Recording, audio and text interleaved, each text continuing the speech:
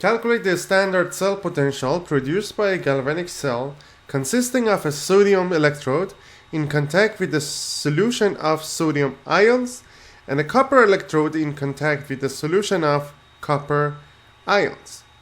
Which one is anode? Which one is cathode? And obviously we need to find out the standard cell potential. How to find out? We need to use this formula. Standard cell potential equals to standard reduction potential of the cathode minus standard reduction potential of the anode. Cathode is where reduction occurs. Anode is where oxidation occurs.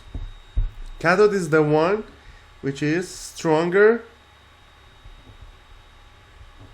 oxidizing agent, which means that this one has bigger value for standard reduction potential. Let's find out the standard reduction potential for these two. You can say, if we use the table, sodium equals plus electron is going to give me Na in solid. Electric standard potential is going to be negative 2.71 volt, and copper 2 electron is going to give me standard reduction potential will be 0.34 volt.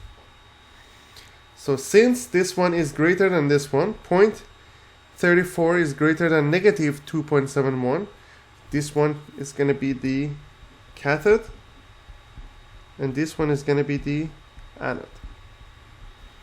So if you use this formula, that's going to be 0.34 minus negative 2.71.